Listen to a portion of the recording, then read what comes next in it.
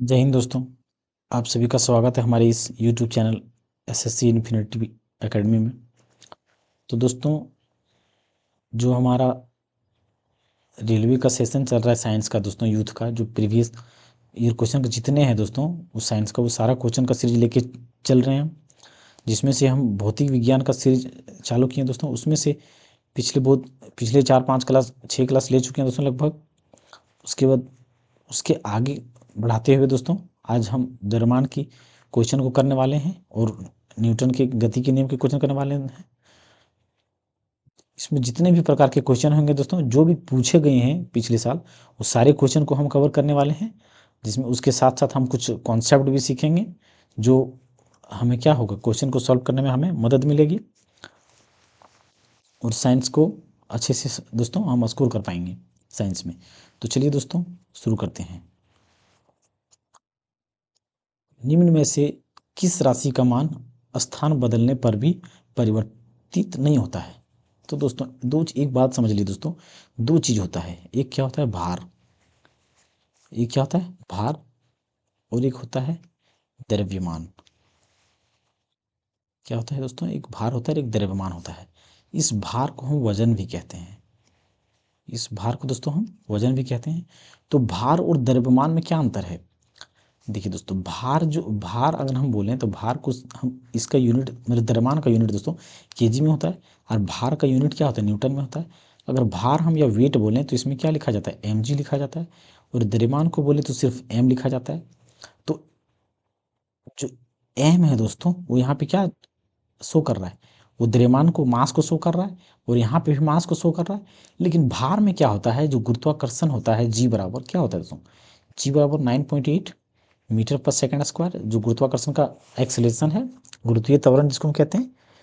तो जब गुरुत्वाकर्षण त्वरण को हम द्रव्यमान में गुना कर देते हैं, जैसे कि 10 केजी कोई वस्तु का द्रव्यमान है, उसको उसको अगर हम भार में बदलना चाहें, ये क्या है दोस्तों, m बराबर मास है, लेकिन उसको भार में हम बदलना चाहें तो इस 10 को हम 9.8 से क्या करेंगे, मल्टीप्लाई कर देंगे। तो कितना आएगा, 98 न्यूटन। तो ये जो न्यूटन आ गया, इस क्या आया दोस्तों, ये न्यूटन में आया। तो ये भार जो होता है और यह वजन जो होता है, वो दोनों अलग होता है, द्रव्यमान और भार दोनों अलग होता है। तो दोस्तों, जो भार होता है, हम पृथ्वी से, मतलब ये गुरुत्वाकर्षण पर डिपेंड करता है, निर्भर करता है, गुरुत्वाकर्षण पर ये निर्भर करता है, ये अपनी ओर खींचता है। तो इसका भार क्या होता है, बदल सकता है। अगर पृथ्वी पर की बात करें, ये 60 केजी का, मतलब 60 न्यूटन का भार है पृथ्वी पर, तो ये चंद्रमा पर जाके इसका 1/6 हो जाता है। तो 10 न्यूटन भार चंद्रमा पर बच जाएगा। मतलब यह हुआ कि दोस्तों, कि जो पृथ्वी पर जो भार होगा, वो चंद्रमा पर का 6 गुना होगा, और चंद्रमा पर जो होगा भार, पृथ्वी से 1/6 होगा। लेकिन दोस्तों, द्रव्यमान जो हमारा होता है, अगर 60 केजी का द्रव्यमान है, तो चंद्रमा पर भी अगर हम चल जाएंगे तो ये द्रव्यमान हमारा क्या रहेगा, 60 केजी ही रहेगा, बदलने वाला नहीं है। तो द्रव्यमान हमारा क्या होता है दोस्तों, फिक्स रहता है, चाहे वो स्थान कितना बदल ली, चाहे हम चंद्रमा पर चल जाएं, या मंगल ग्रह पर चल जाएं, या बुध ग्रह पर चल जाएं, कोई भी ग्रह पर चल जाएं, इसका द्रव्यमान बदलने वाला नहीं है। लेकिन भार दोस्तों, ये गुरुत्वाकर्षण पर निर्भर करता है। तो जिस ग्रह का जितना गुरुत्वाकर्षण बल होगा, वो उस अनुसार वहाँ पे गुरुत्वाकर्षण का भार जो है दोस्तों, किसी भी वस्तु का भार बदल जाएगा। तो ये इसमें क्या कहा गया है, किस राशि का मान स्थान बदलने पर परिवर्तित नहीं होता है? तो द्रव्यमान है दोस्तों।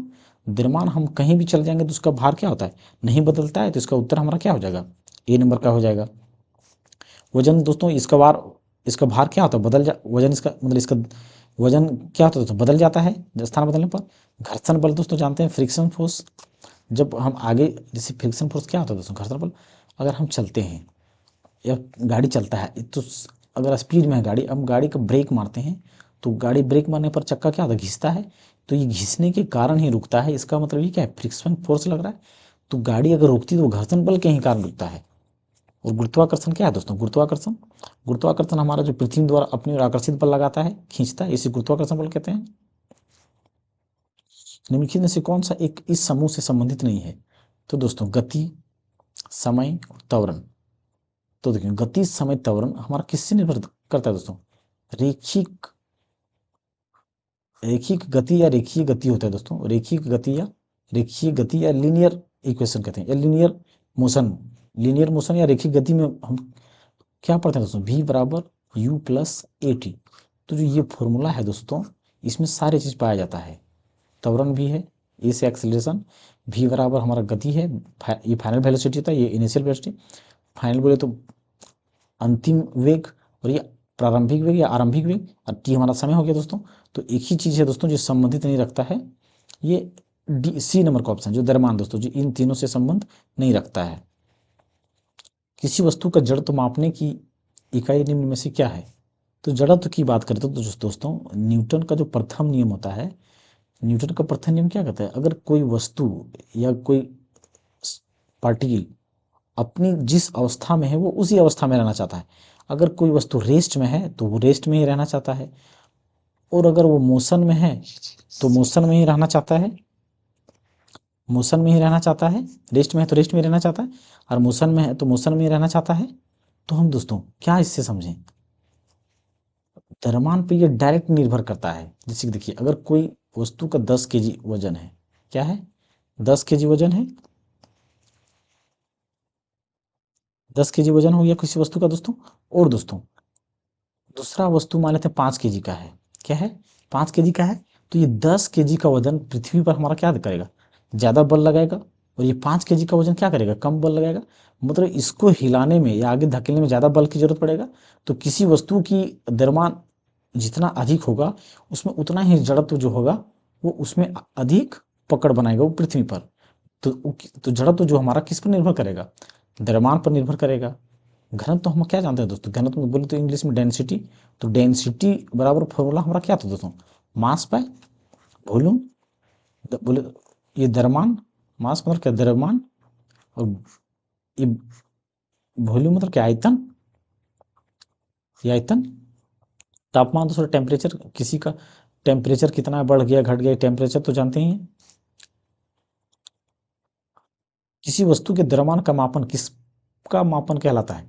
पिछले क्वेश्चन में हमने 417 में क्या देखा दोस्तों, कि जड़त्व जो होता है वो द्रव्यमान से निर्भर करता है।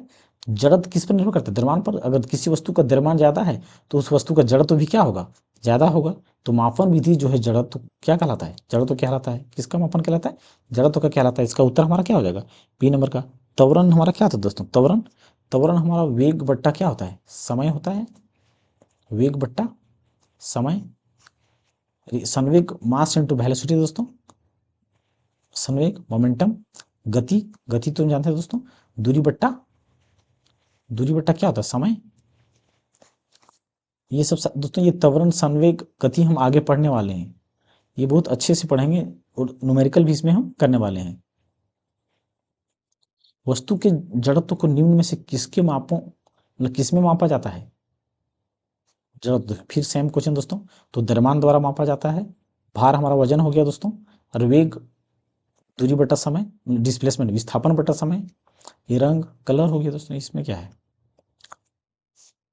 द्रव्यमान की परिभाषा क्या है। देखिए दोस्तों, हम द्रव्यमान को क्या जानते हैं, जैसे कि कोई वस्तु है, द्रव्यमान क्या होता है, एक वस्तु या कोई सामान है, तो इसके अंदर जो भी पदार्थ पाया जाता है, इसके अंदर जो भी पदार्थ पाया जाता है या जो भी पदार्थ होता है, इसमें जितने भी पदार्थ संग्रहित होते हैं किसी सामान में, किसी वस्तु में जितने भी मटेरियल या पदार्थ पार्टिकल संग्रहित होता है, उसे हम क्या कहते हैं, द्रव्यमान कहते हैं। या the material content in a body, किसी भी बॉडी या शरीर में जो मटेरियल उपस्थित होता है, जो पाया जाता है, या जितनी मात्रा में होता है, तो उस वस्तु का क्या कहलाता है, वो द्रव्यमान कहलाता है, या मास कहलाता है। तो पढ़ते हैं दोस्तों, परिभाषा क्या कहता है, किसी वस्तु का द्रव्यमान दिशाहीन होता है, दिशाहीन होता है, इसलिए यह एक सदिश राशि है। देखिए दोस्तों, ये कथन सही है, लेकिन इसका उत्तर हमारा सही नहीं होगा, क्योंकि देखिए द्रव्यमान का क्या कोई दिशा होता है।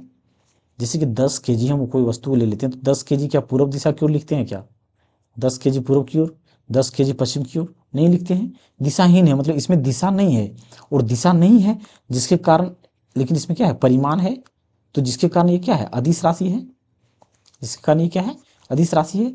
ये कथन सही है, लेकिन उत्तर इसका ये नहीं होगा, क्योंकि हमारा ये मास का परिभाषा नहीं है। रासायनिक संतुलन के आधार पर द्रव्यमान निर्धारित किया जा सकता है, रासायनिक संतुलन के आधार पर द्रव्यमान निर्धारित किया जा सकता है। तो वो केमिकल प्रॉपर्टी के हिसाब से दोस्तों हो सकता है, जैसे कि HCl हो गया, जैसे HCl हो गया, तो HCl हमारा क्या मिल के बना होता है, H2 प्लस Cl2 मिल के बनाता है। तो इसका द्रव्यमान संतुलन करेंगे, संतुलन करने से ये केमिकल प्रॉपर्टी पे वो होता है।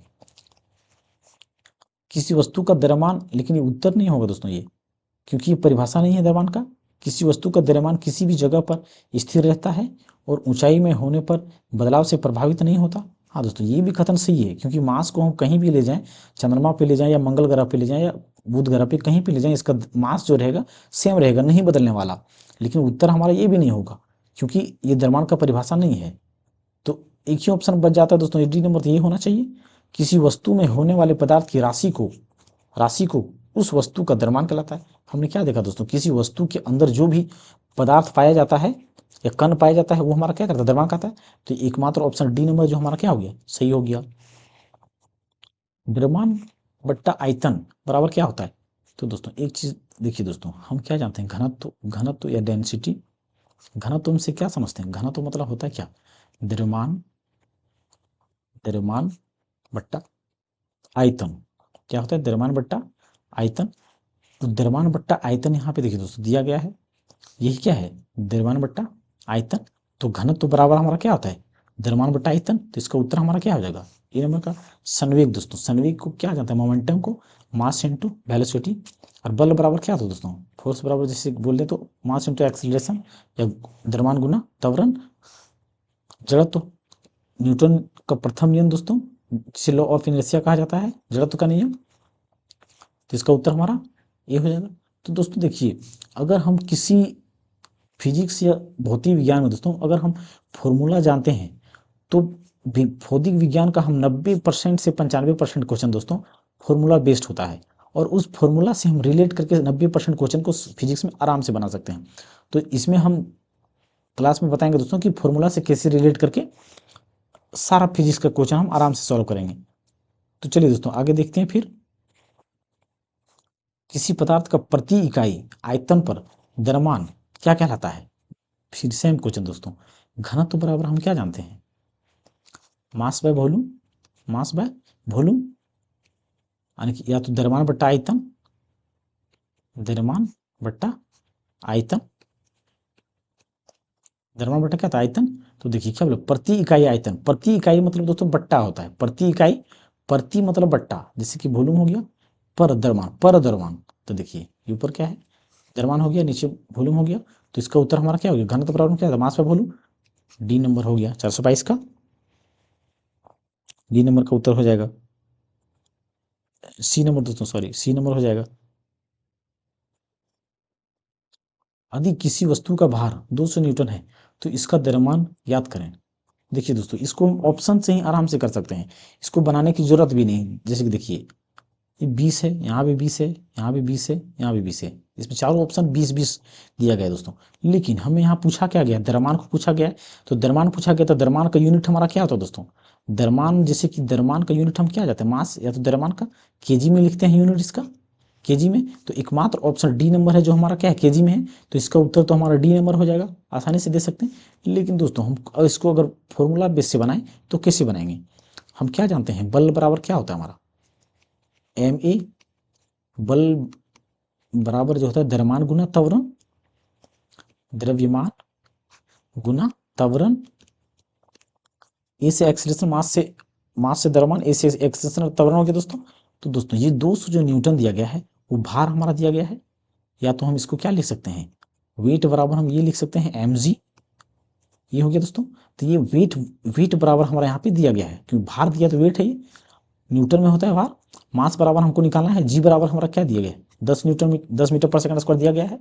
तो वेट बराबर हम यहाँ पे कितना लिखेंगे दोस्तों, 200 न्यूटन बराबर, मास निकालना है तो मास रख देंगे यहाँ पे एम, और जी बराबर कितना दिया गया है, 10 मीटर पर सेकंड स्क्वायर। तो 10 से यहाँ रहेंगे, 10 रखेंगे यहाँ पे, तो जीरो से जीरो कट जाएगा। तो यहाँ क्या बच गया, एम बराबर 20, एम बराबर क्या बच गया दोस्तों, 20 केजी। तो इसका उत्तर हमारा क्या हो जाएगा, 20 केजी। बल बट्टा त्वरण दोस्तों, देखिए फिर सेम क्वेश्चन दोस्तों, सिर्फ फॉर्मूला को जानना है दोस्तों। बल बराबर हम क्या जानते हैं, बल बराबर हम क्या जानते हैं, द्रव्यमान,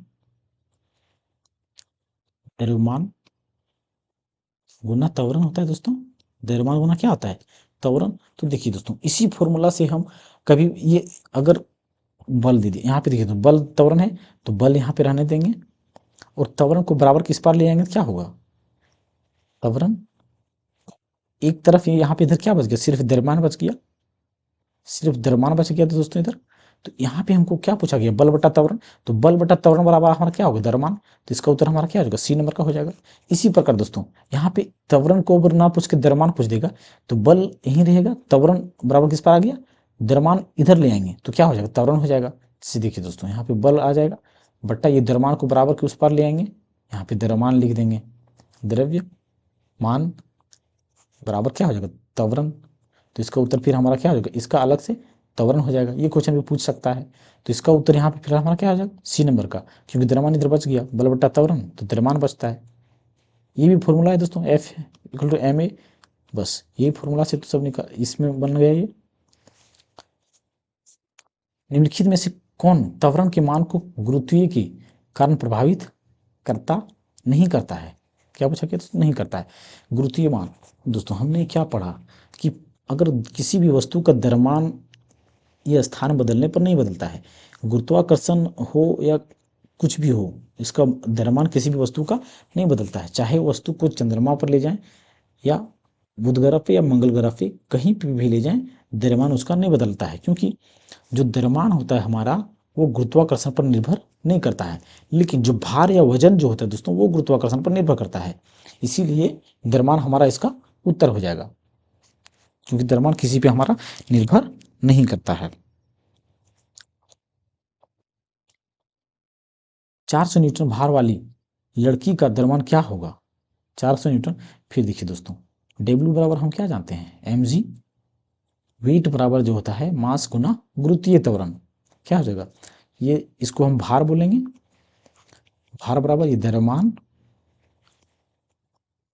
द्रव्यमान गुना गुरुत्वीय त्वरण, गुरुत्वीय गुरुत्वीय गुरुत्वीय त्वरण,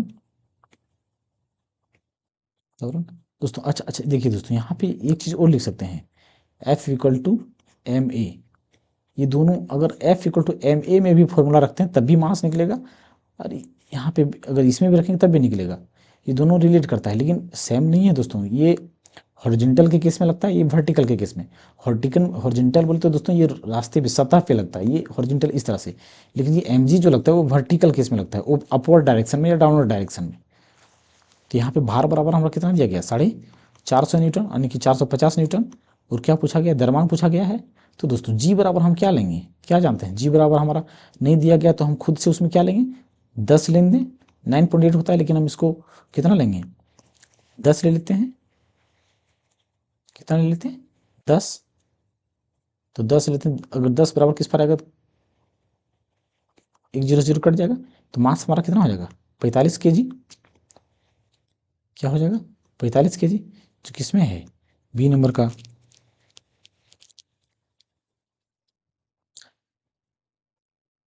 लेकिन दोस्तों एक चीज इसमें देखने वाली बात है, अगर इसमें नहीं दिया गया है हमको जी बराबर 10, तो हम यहाँ पे जी बराबर, जी का जो वास्तविक मान होता है वो 9.8 होता है, तो हम 10 ना लेकर के जी बराबर 9.8 लेंगे, क्योंकि ऑप्शन यहाँ पे पॉइंट में भी दिया गया है।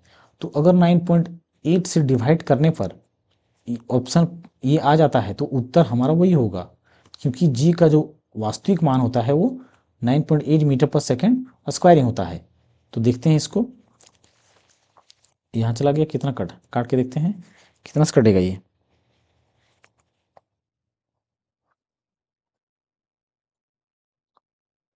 2 चौके 8, 2 9 18, फिर कितना, 2 2 4, 2 2 4, 2 5 10, फिर एक जीरो, किससे कटेगा, 7 से कटेगा, 9 4 13, 3 से नहीं कटने वाला ये, 7 से काट के देखते हैं, सती सती 49, 7 तिया 21, कितना, 7 दूना 14, फिर यहाँ पे 10 बचा, 10 मतलब 7 एका 7, फिर 3 बचा, 7 चौके 28, 7 दूना 14, इस तरह चलता रहेगा। फिर 7 से एक बार काटेंगे, कितना, 7 चौके 28, कितना हो जाए, 28 4 32, यानी कि 4 और 1 41, यानी कि 7 5 35, 35 7 बचे दोस्तों, 35 कितना बच गया यहाँ पे, 5 और 1 6 बच गया, मतलब फिर 7 नमा 63 और 7 नमा 63, फिर तो आगे इस तरह बढ़ता जाएगा दोस्तों। लेकिन अगर इतना आ गया 45.9, यानी कि 45.9 kg दोस्तों, तो इसका उत्तर हमारा यहाँ पे डी नंबर का वास्तविक उत्तर होगा, क्योंकि पॉइंट में हमारा उत्तर दिया गया है, तो जी का वास्तविक मान हम यही लेके देखेंगे, क्योंकि अगर पॉइंट में नहीं रहता तो उत्तर हमारा ये आ जाता, लेकिन पॉइंट में नहीं रहने के कारण, पॉइंट में रहने के कारण उत्तर हमारा डी नंबर का होगा, क्योंकि ओरिजिनल वैल्यू जो होता है जी का इतना होता है। एक वस्तु का भार 980 न्यूटन है, एक वस्तु का भार 900, फिर देखिए दोस्तों, डब्ल्यू बराबर हम क्या जानते हैं, एम जी। तो डब्ल्यू बराबर हमारा कितना दिया गया है, 980 न्यूटन, और एम जी बराबर हमारा नहीं दिया गया, लेकिन तो एम यहाँ पे एम का एम रख देंगे, और जी बराबर हमारा कितना दिया गया है, गुरुत्वीय त्वरण यानी कि जी बराबर दिया गया वो 9.8, बराबर किस पर ले जाएंगे फिर हम 980, ये 9.8, अब एक जीरो से एक जीरो ऊपर ले जाएंगे ये पॉइंट के बदले।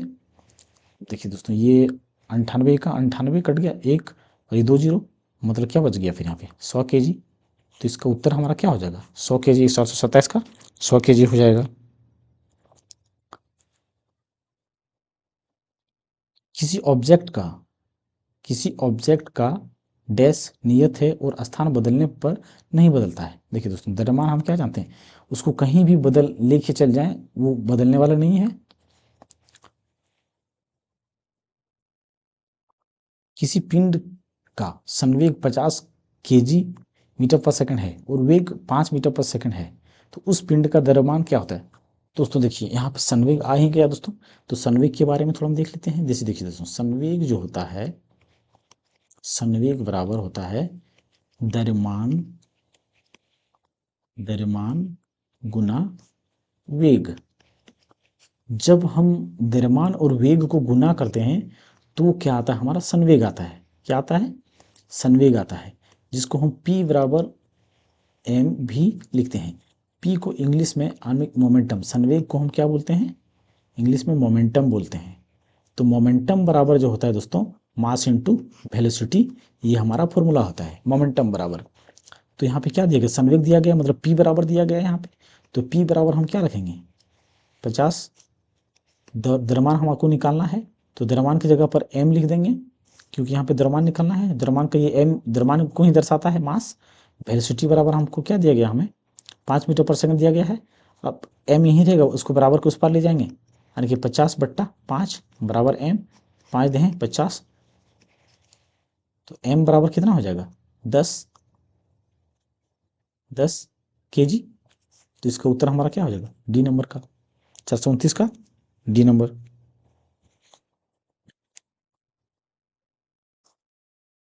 यदि बल और त्वरण दिया हुआ हो तो वस्तु का द्रव्यमान ज्ञात करने का सूत्र।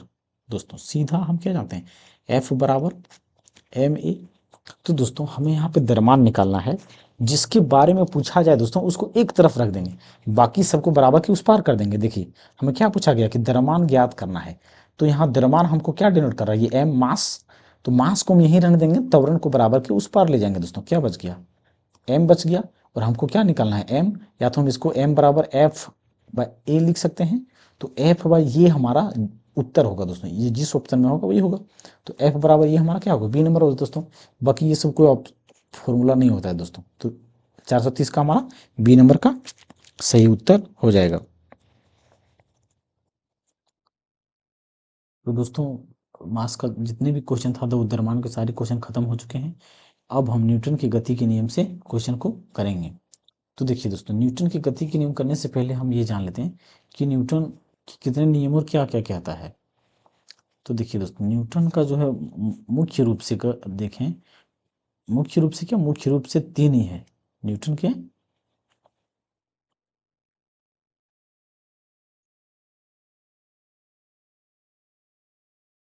न्यूटन की लॉ की अगर बात करें दोस्तों, तो न्यूटन का 3 लॉ दो दोस्तों, न्यूटन्स का, न्यूटन ने 3 लॉ दिया है, 3 लॉ या 3, न्यूटन ने गति का 3 नियम दिया है। तो देखिए दोस्तों, पहला नियम क्या कहता है, पहला नियम कहता है कि अगर कोई वस्तु रेस्ट में है तो वो रेस्ट में ही रहना चाहता है, रेस्ट में है तो रेस्ट में ही रहना चाहता है, और अगर कोई वस्तु मोशन में या गति में है तो वो गति में ही रहना चाहता है, मतलब अपने स्थिति या अवस्था को चेंज नहीं करना चाहता है। तो न्यूटन का फर्स्ट लॉ ये कहता है।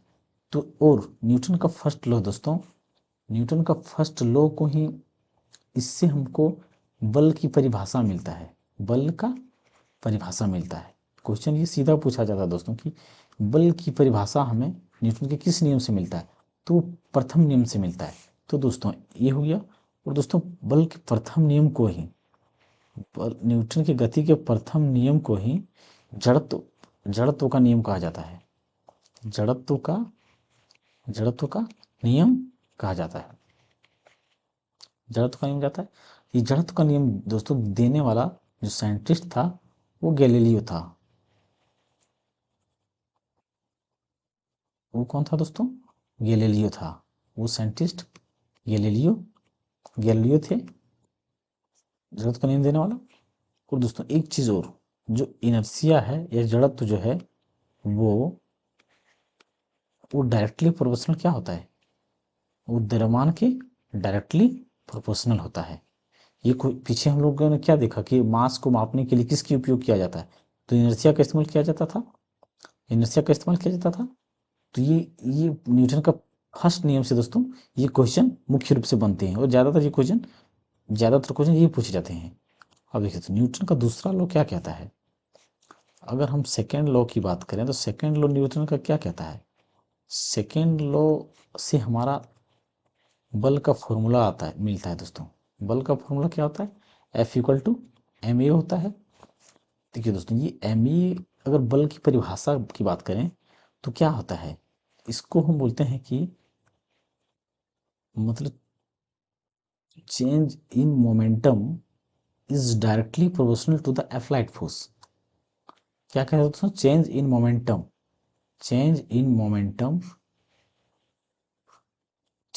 पर unit time, the rate of change of momentum is directly proportional to the applied force. क्या था दोस्तों? The rate of change of momentum is directly proportional to the applied force.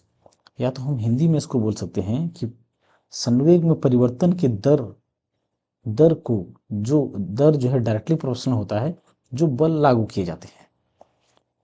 संवेग में परिवर्तन की दर, देखिए तो संवेग से हम क्या जानते हैं? संवेग मतलब होता है मास इनटू वेलोसिटी। जब हम द्रव्यमान को वेलोसिटी से गुना करते हैं तो वो हमारा क्या होता है? संवेग होता है, या मोमेंटम आता है। तो देखिए दोस्तों ये हमारा मोमेंटम है। मोमेंटम को हम क्या कहते हैं? P2, change in momentum.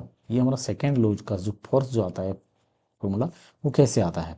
तो change in momentum per unit time, अगर मोमेंटम के चेंज में समय से डिवाइड करते हैं तो हमारा फोर्स आता है। जैसे देखिए अगर P2 है तो हम इसको क्या ले सकते हैं? M2 V2 minus M1 V1 बट्टा T। अब देखिए दोस्तों अगर किसी वस्तु के बारे में बात कर रहे हैं, खास वस्तु के बारे में, तो उसका कुछ समय पहले यहाँ पे कोई वस्तु था और यही वस्तु आगे चल गया तो इसका वेलोसिटी जो है वो बदल गया, लेकिन इसका द्रव्यमान तो सेम रहा। तो जो m हो जाएगा दोस्तों, मास द्रव्यमान वो सेम है, वो बदलता नहीं है। तो m यहाँ भी दोनों m को हम क्या करेंगे? बाहर ले लेंगे। तो क्या हो जाएगा? V2 माइनस V1 बट्टा T। तो अब देखिए चेंज इन वेलोसिटी पर unit time, change in velocity पर यूनिट टाइम को हम क्या कहते हैं? एक्सेलरेशन कहते हैं, त्वरण। क्या कहते हैं? एक्सेलरेशन, त्वरण। और इसी को हम क्या कहते हैं दोस्तों? फोर्स कहते हैं। तो हम क्या कह सकते हैं कि जो the rate of change of momentum is directly proportional to the applied force, या तो संवेग में परिवर्तन के दर जो होता है वो फोर्स जो लगाया जाता है बल उसके डायरेक्टली प्रोपोर्शनल होता है। तो ये हमारा दूसरे नियम से ये फॉर्मूला आता है। तो ये क्वेश्चन स्पष्ट पूछा जाता है दोस्तों कि जो न्यूटन का सेकेंड लॉ है वो क्या बताता है, उससे क्या हमें मिलता है? तो उससे हमें बल का परिभाषा मिलता है जो होता है F=ma। ये दोस्तों जो ये वेलोसिटी और ये लीनियर इक्वेशन वाले दोस्तों सवाल हम आगे बहुत एक चैप्टर आएगा लीनियर इक्वेशन या लीनियर मोशन, उसमें हम करने वाले हैं। अब थर्ड लॉ की बात करते हैं दोस्तों। थर्ड लॉ क्या कहता है हमारा? न्यूटन का थर्ड लॉ हमारा क्या कहता है? थर्ड लॉ कहता है दोस्तों कि अगर हम किसी वस्तु पे कार्य करते हैं, जितना जब बल लगाते हैं, तो उस वस्तु के द्वारा भी वापस बल लगाया जाता है। जैसे अगर हम इस पे 5 न्यूटन के फोर्स से बल लगाते हैं, तो ये वस्तु भी हमारे शरीर पर 5 न्यूटन के बल से 5 न्यूटन से बल लगाते हैं। मतलब एक्शन के बदले क्या करता है, ये रिएक्शन देता है। एक्शन के बदले रिएक्शन देता है, वो भी विपरीत दिशा में। अगर ये इस दिशा में होगा तो ये इस दिशा में देगा, तो एक्शन का क्या होगा, ये रिएक्शन देगा। ये न्यूटन का थर्ड लॉ। इसके बहुत सारे एग्जाम्पल या कार्य है दोस्तों, जिसको हम क्वेश्चन के माध्यम से ही करने वाले हैं। तो चलिए दोस्तों क्वेश्चन को शुरू करते हैं। निम्नलिखित में से कौन सा उदाहरण न्यूटन की गति के पहले नियम को दर्शाता है? पहले नियम को दर्शाता है। पहला नियम क्या है दोस्तों? पहला नियम है कि अगर कोई वस्तु रेस्ट में है तो रेस्ट में ही रहना चाहेगा, और मोशन में है तो वह मोशन में ही रहना चाहेगा, जब तक कि उस पर कोई एक्स्ट्रा बल या फोर्स, बाह्य बल न लग जाए। जब हम पैडल चलाना बंद करते हैं तो साइकिल धीमी होना शुरू हो जाती है। क्रिकेट तेजी से आती हुई क्रिकेट गेंद को पकड़ते स,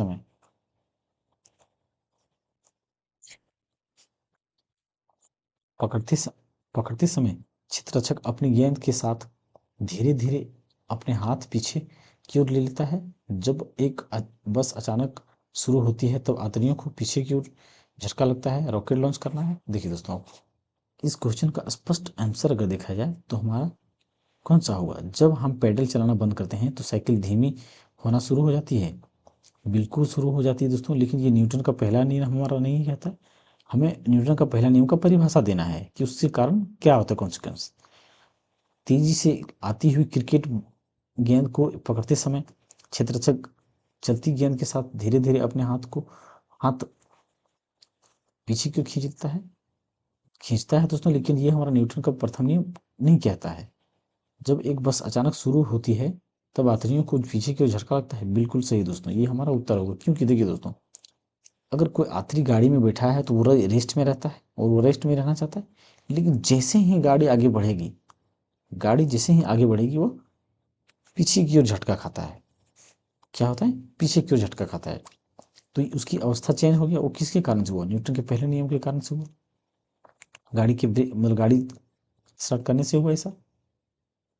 नेक्स्ट क्वेश्चन को देखते हैं दोस्तों।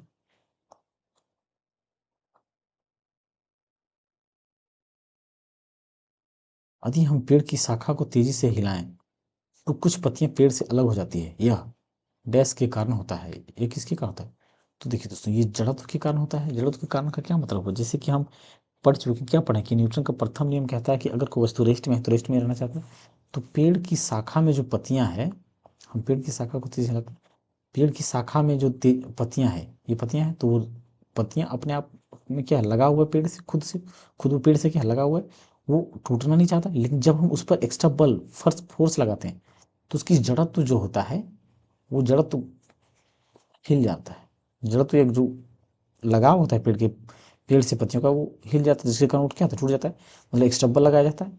तो ये किसके कारण होता है? वो जड़त्व के कारण ही पत्तियां गिरता है। वेग हमारा क्या होता है? वेग में हमारा क्या होता है? दूरी बट्टा विस्थापन बट्टा समय। और आवेग हमारा इम्पल्स, इसको बोलते हैं इम्पल्स को क्या कहते हैं, फोर्स इनटू टाइम। ये हमारा फॉर्मूला होता है आवेग का। इसको भी आगे हम पढ़ेंगे दोस्तों। गति का तीसरा नियम डैश और वेग के बीच संबंध प्रदान करता है। प्रदान करता है। देखिए दोस्तों, गति का तीसरा नियम की बात करें तो तीसरा नियम किस पे संबंधित है? एक वेग दिया गया है और डैश, तो यहाँ पे किसकी स्थिति को दर्शाएगा दोस्तों? गति का तीसरा नियम क्या कहता है हमारा कि कोई वस्तु पे अगर हम बल लगाते हैं, वो तो उस बल के बदले उल्टा रिएक्शन देगा, प्रतिस्थिति देगा। क्या होगा? क्या करेगा? हमको उल्टा रिएक्शन देगा, और देखिए दोस्तों, एक एक फॉर्मूला क्या हम जानते हैं, लीनियर इक्वेशन से हम क्या जानते हैं, v बराबर u plus A T.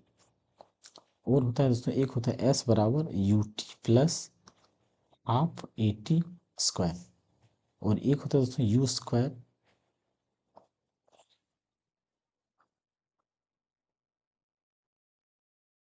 T square हो गया ये। फिर ये होता है बी स्क्वायर बराबर यू स्क्वायर प्लस 2as। एक फॉर्मूला ये होता है। तो देखिए दोस्तों, V square minus U square बराबर 2as, ये फॉर्मूला हमारा न्यूटन के तीसरे नियम से लगा हुआ रहता है, जिसमें देखिए चेंज इन वेलोसिटी जो होता है हमारा, वो विस्थापन की स्थिति में वो निर्भर करता है। तो ये क्वेश्चन हमारा किस पर निर्भर करता है दोस्तों? स्थिति पे निर्भर करता है। क्या होता है? गति का तीसरा नियम जो होता है दोस्तों, स्थिति और वेग के बीच संबंध को प्रदान करता है। स्थिति और वेग के 3 kg की एक पिस्तौल से 180 मीटर पर सेकंड वेग से एक 40 kg की गोली क्षैतिज रूप से चलाई गई पिस्तौल का प्रतिघाती वेग कितना है?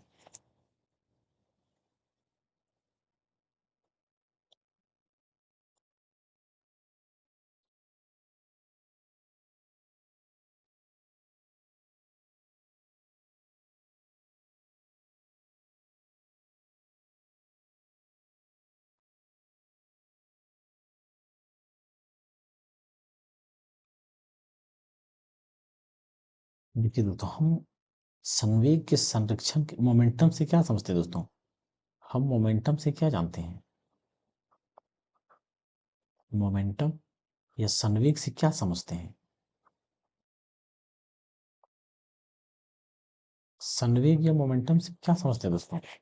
संवेग या मोमेंटम से, देखिए दोस्तों, संवेग मतलब होता है जब हम वेलोसिटी मास को वेलोसिटी के साथ गुना कर देते हैं तो वो हमारा संवेग होता है। इसको इसको हम अगर यूनिट देखें, केजी होता है, तो इसका मीटर पर सेकेंड होता है इसका। तो संवेग का क्या हो जाएगा? केजी मीटर पर सेकेंड यूनिट हो जाएगा। लेकिन दोस्तों, एक होता है संवेग संरक्षण का नियम। संवेग संरक्षण का नियम क्या होता है दोस्तों? संवेग संरक्षण का नियम, संवेग संरक्षण का नियम। तो संवेग संरक्षण का नियम क्या कहता है दोस्तों?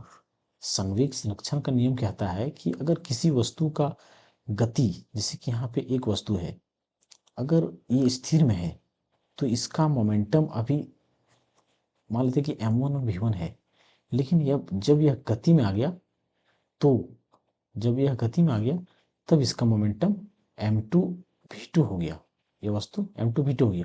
लेकिन इसका मोमेंटम m2 v2 होने से को फर्क नहीं पड़ता, क्योंकि ये जो मोमेंटम इसका हमेशा कंजर्व ही रहेगा, ये कभी नहीं बदलेगा। मोमेंटम हमेशा बदलता नहीं है। जिस प्रकार हम क्या पढ़े कि कंजर्वेशन ऑफ एनर्जी में या ऊर्जा का संरक्षण नियम में क्या पढ़े थे कि ऊर्जा को ना ही निर्माण किया जा सकता है और ना ही नष्ट किया जा सकता है, उसी प्रकार संवेग संरक्षण के नियम के अनुसार जो संवेग होगा या जो मोमेंटम होगा वो नहीं बदलता है। वो एक से दूसरी फॉर्म में चेंज हो जाएगा, लेकिन वो नहीं बदलता है।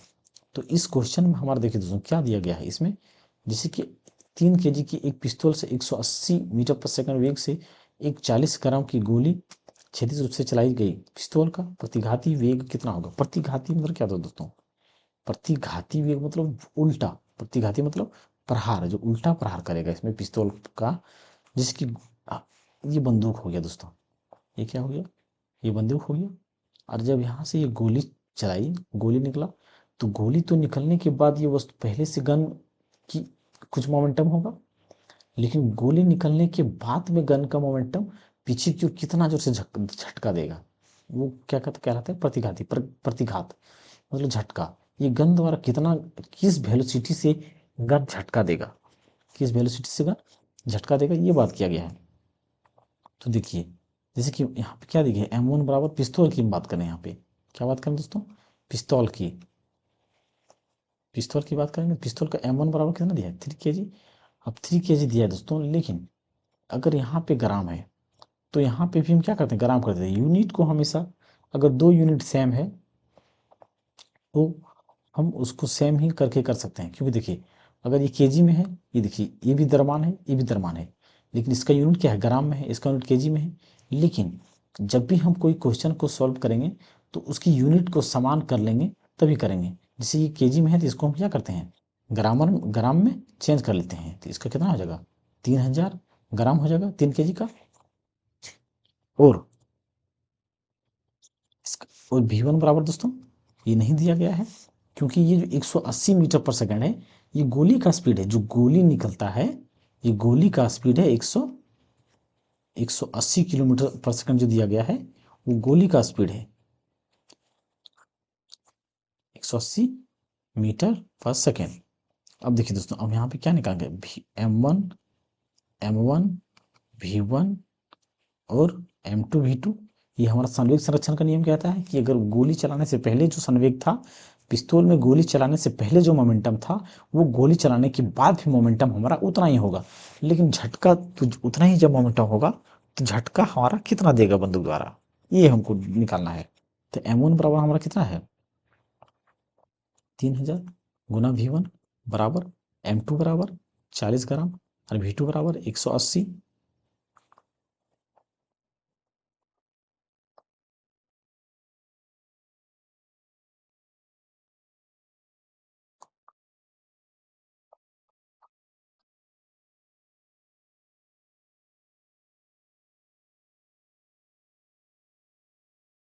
यहाँ पे हमारा V1 बराबर कितना होगा दोस्तों, 40 गुना 180 बट्टा 3000, 1020, 10 से 20। अब इसको काट देंगे, कितना काटेंगे, 3 दें 30, 3 छक 18, यानी कि कितना हो गया, 6 चौक 24 बट्टा 10, कितना हो गया 2.4 क्या मीटर पर सेकेंड, 2.4 मीटर पर सेकेंड। तो दोस्तों यहाँ पे जो 2.4 मीटर पर सेकेंड आया, वो हमारा क्या आएगा, उत्तर आएगा, ऑप्शन नंबर सी। लेकिन दोस्तों यहाँ पे देखा जाए तो यहाँ पे क्या दिया गया, माइनस में सब दिया गया। तो माइनस हमारा क्यों दिया गया है, क्योंकि अगर यहाँ पे गोली हम आगे चलाते हैं, तो ये गोली का वेलोसिटी हमारा आगे की ओर जाएगा, ये जो V2 है हमारा, ये आगे की ओर जा रहा है। लेकिन बंदूक जब हम चलाएंगे, तो ये बंदूक जो झटका देगा, वो बंदूक किधर जाएगा, बंदूक झटका देने से पीछे की ओर जाता है, पीछे की ओर जाता है। तो ये पीछे की ओर जाता है, मतलब इस गोली की विपरीत दिशा में जा रहा है। तो इसमें क्या होगा, ये माइनस में होगा। तो दोनों में से हम एक को माइनस में लेंगे, तभी हमारा ये संतुलित हो सकता है, अन्यथा नहीं होगा। तो इसको हम किस में लेते हैं, माइनस में लेते हैं। तो इसका उत्तर हमारा सी नंबर का हो जाएगा। किसी वस्तु के संवेग परिवर्तन की दर बल की दिशा को आरोपित असंतुलित बल के समानुपाती होती है। इस नियम को क्या कहते हैं, न्यूटन का दूसरा नियम कहते हैं। दोस्तों हम क्या जानते हैं कि जो संवेग में परिवर्तन, संवेग में परिवर्तन का दर, ये एक संवेग में परिवर्तन का दर जो होता है, वो जो बल लगाया जाता है, उस बल के डायरेक्टली प्रोपोर्शनल या समानुपाती होता है। उस मतलब संवेग में परिवर्तन की दर जो होता है, वो बल के अप्लाइड फोर्स से वो समानुपाती होता है या डायरेक्टली प्रोपोर्शनल होता है। तो ये होता है किसमें, ये न्यूटन का दूसरा नियम कहता है। इसी से हमारा F इक्वल टू क्या निकलता है, फॉर्मूला आता है दोस्तों, F बराबर M, ये क्या आता है हमारा फॉर्मूला आता है। देखिए दोस्तों नेक्स्ट क्वेश्चन देखते हैं। गति का दूसरा नियम, गति का दूसरा नियम से संबंधित है संवेग से। दोस्तों संवेग के संरक्षण के नियम को ही क्या कहते हैं हम, गति का दूसरा नियम कहते हैं। और दाब हमारा क्या होता है, दाब को हम क्या कहते हैं, फोर्स पर यूनिट एरिया कहते हैं। धक्का मतलब थ्रस्ट, जो बल लगता है, धक्का देने का काम करता है। जड़त्व, तो न्यूटन का प्रथम नियम को ही जड़त्व कहते हैं। दोस्तों कि अगर कोई वस्तु रेस्ट में है, तो रेस्ट में ही रहना चाहता है, और अगर कोई वस्तु मोशन में है, तो मोशन में ही रहना चाहता है। तो इसका उत्तर हमारा डी नंबर का होगा। न्यूटन का गति का दूसरा नियम, न्यूटन का गति का दूसरा नियम, हम अभी पिछले क्वेश्चन में क्या देखे दोस्तों, कि जो संवेग में परिवर्तन का दर होता है, वो डायरेक्टली प्रोपोर्शनल होता है किसके, फोर्स के या अप्लाइड फोर्स के, जो बल लगाते हैं। तो दो परस्पर प्रभावी वस्तुओं पर बलों के बीच संबंधों की व्याख्या करता है। तो गति का दूसरा नियम है क्या, बिल्कुल नहीं। जड़त्व के नियम से भी जाना जाता है, बिल्कुल। जड़त्व के नियम तो न्यूटन का प्रथम नियम को जाना जाता है, बल के प्रभाव को समझने में सहायक है। हाँ दोस्तों, ये हमारा हो सकता है।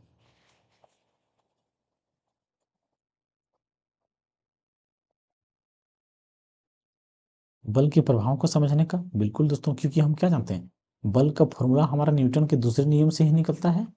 तो ये हमारा क्या होगा, सही उत्तर हो जाएगा। ऊर्जा संरक्षण के नियम से भी संबंधित, से भी जाना जाता है, बिल्कुल नहीं दोस्तों। ऊर्जा संरक्षण का नियम क्या कहता है, कि जब ऊर्जा संरक्षण का नियम कहता है कि ना तो ऊर्जा को निर्माण किया जा सकता है, और ना ही ऊर्जा को नष्ट किया जा सकता है। तो यहाँ पे हमारा उत्तर क्या हो जाएगा, सी नंबर का होगा, सही उत्तर हो जाएगा। एक न्यूटन की गति के दूसरे नियम का समीकरण क्या है, तो न्यूटन का दूसरी गति का नियम क्या है दोस्तों? F equal to M A. हमने ये सिद्ध करके भी देखे हैं हमने, ये F equal to M A हो गया। और ये दोस्तों, ये जो फोर्स बराबर AP दिया गया है दोस्तों, ये क्या दिया गया है? ये प्रेशर या दाब भी बराबर, ये क्या होता है? प्रेशर या दाब बराबर होता है दोस्तों फोर्स पर यूनिट एरिया। ये हमारा दाब का फॉर्मूला होता है। और E इक्वल टू MC² एक फॉर्मूला होता है। तो दोस्तों, आइंस्टाइन का जो फॉर्मूला होता है, इसको आइंस्टाइन फॉर्मूला कहते हैं। E बराबर होता है, E बराबर एनर्जी दोस्तों, और M बराबर जो हमारा होता है मास हो जाता है, M बराबर मास, और C बराबर होता है speed of light. Speed of light होता है यहाँ पे। E इक्वल टू MC² बराबर। और ये काइनेटिक एनर्जी बराबर हम क्या जानते हैं दोस्तों? काइनेटिक एनर्जी बराबर हाफ mv²। और पावर एनर्जी में पिछले क्लास में हम लोगों ने पढ़ चुके हैं। समीकरण F इक्वल टू ma को न्यूटन के रूप में जाना जाता है।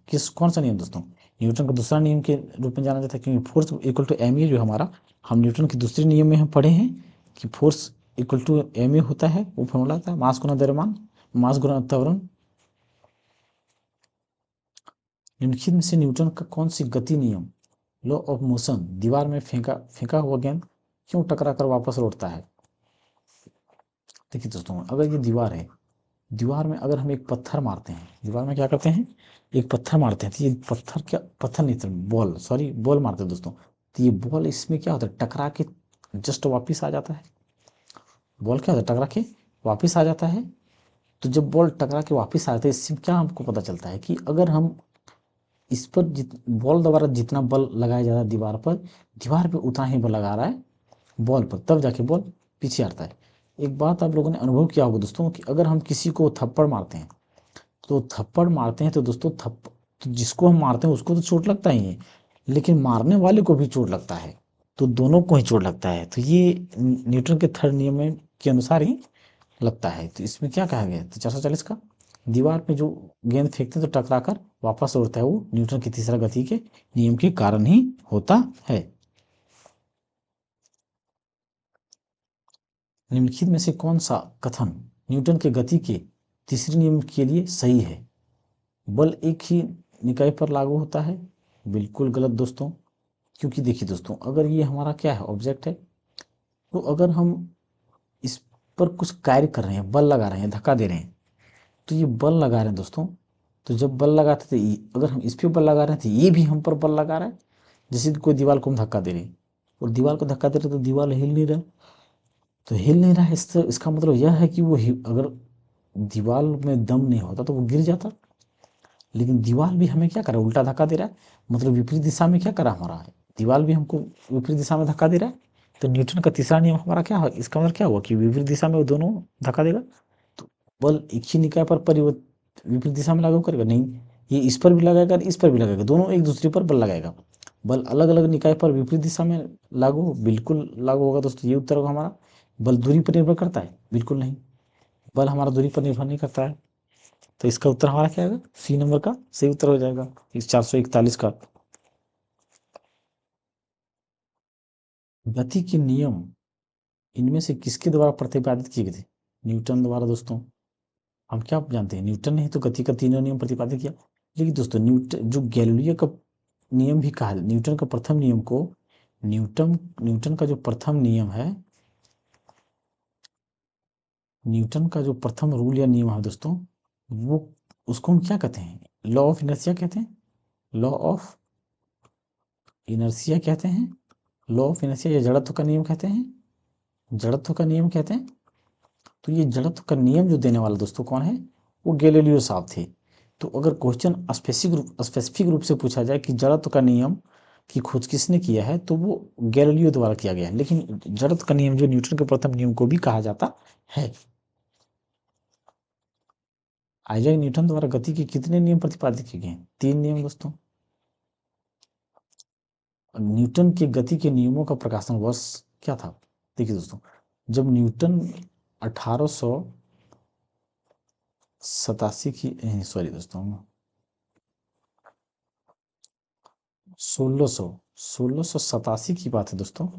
16 की 87 में न्यूटन ने न्यूटन का तीन नियम दिया था, और तीनों नियम को एक बुक लिखा गया था, प्रिंसिपिया, प्रिंसिपिया क्या लिखा गया दोस्तों? प्रिंसिपिया, प्रिंसिपिया नाम का एक बुक लिखा गया था और उसी बुक में न्यूटन ने गति का तीनों नियम का उल्लेख किया है। तो वो कब किया गया दोस्तों? 1887 ईस्वी में किया गया था। गति का प्रसिद्ध नियम डैश ने दिया था? न्यूटन ने दिया। तीनों नियम हम क्या जानते हैं? न्यूटन ने दिया है गति का, गैलीलियो ने जड़त्व का नियम, प्रथम नियम को खोजा दोस्तों, और थॉमसन ने हमारा क्या किया दोस्तों?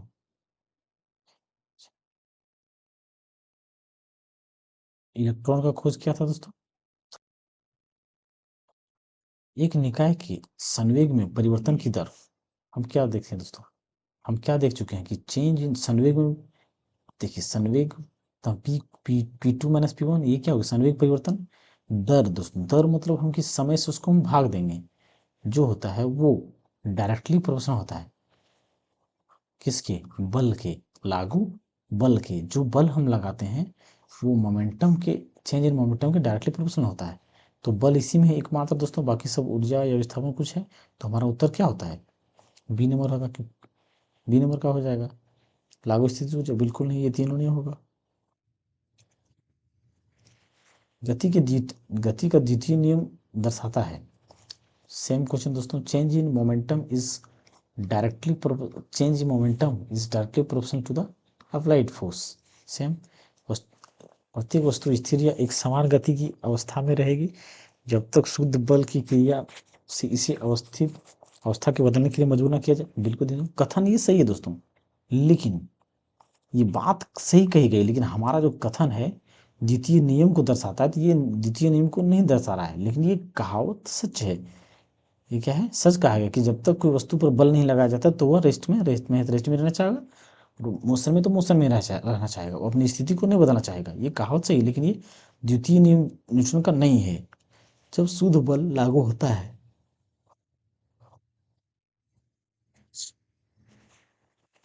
तो प्रत्येक वस्तु एक समान गति में गतिमान होगी। जब शुद्ध बल लागू होता है तो प्रत्येक वस्तु एक समान गति में से गति होगी। बिल्कुल सही कथन, सही दोस्तों, लेकिन हमारा आंसर ये नहीं होगा। वस्तु की गति में परिवर्तन की दर, देखिए परिवर्तन की दर लागू शुद्ध बल के साथ होती है। बिल्कुल नहीं दोस्तों, ये हमारा उत्तर नहीं होगा। देखिए किसी वस्तु की गति के परिवर्तन की दर, देखिए क्या दिया गया? परिवर्तन की दर शुद्ध बल की दिशा में वस्तु लागू शुद्ध बल के अनुपातिक होता है। अनुपातिक मतलब क्या? ये डायरेक्टली प्रोपोर्शनल दोस्तों। तो ये हमारा उत्तर क्या हो जाएगा? डी नंबर का। तो किसी वस्तु की परिवर्तन की दर या शुद्ध बल की दिशा में वस्तु पर लागू शुद्ध बल हमारा क्या कहलाता है? न्यूटन का दूसरा नियम कहलाता है।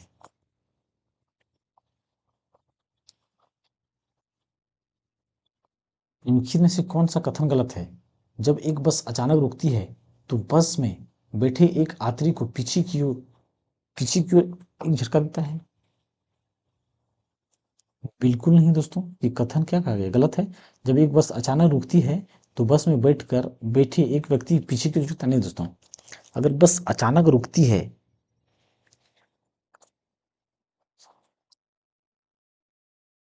अगर बस अचानक रुकती है दोस्तों, तो जो बस पर बैठा होगा सवारी, वो पीछे की ओर नहीं दोस्तों, बल्कि आगे की ओर झटका लगता है, उसको उसको आगे की ओर झटका लगता है। लेकिन जब अगर गाड़ी स्टार्टिंग में होता है, गाड़ी में जब चालू करते हैं, जब आगे बढ़ते हैं, तब पीछे की ओर झटका लगता है। ये कथन हमारा गलत है। एक व्यक्ति चलती बस से कूदता है तो वह गिर जाता है। बिल्कुल गिर जाएगा दोस्तों, ये सही है। जब एक घूर्णन करता हुआ पंखा बंद हो तो बंद हो जाता है तो कुछ समय तक घूमता रहता है। बिल्कुल दोस्तों, हम देखते हैं कि जब हम पंखा बंद करते हैं तो कुछ देर तक घूमता रहता है। जब एक बस अचानक रुकती है तो बस में बैठे एक यात्री को आगे की ओर झटका लगता है। बिल्कुल सही कहा गया है दोस्तों। देखिए दोस्तों, ये भी कथन तीनों हमारा ही सही, तो एकमात्र कथन गलत कौन सा है? एक नंबर का। क्योंकि जब गाड़ी में ब्रेक लगता है या गाड़ी रुकती है तो यात्री पीछे क्यों नहीं बल्कि आगे क्यों झुकता है। तो हमारा उत्तर ए नंबर हो जाएगा। 1 kg गुना 1 मीटर पर सेकंड स्क्वायर को क्या कहा जाता है? देखिए दोस्तों, हमारा फॉर्मूला क्या होता है? F equal to M A होता है। न्यूटन की दूसरा नियम से हम लोगों ने सिद्ध कर लिए हैं कि ये F equal to M A होता है। तो देखिए दोस्तों, मास बराबर अगर हम 1 kg लेते हैं और जो एक्सेलरेशन या त्वरण है उसको हम 1 मीटर प्रति सेकंड स्क्वायर लेते हैं, तो हमारा क्या होगा? तो हम अगर मास की जगह पर 1 kg रख दिए और त्वरण की जगह पर 1 मीटर प्रति सेकंड स्क्वायर रख दिए, अब एक एक को गुना करेंगे तो 1 हो जाएगा, और 1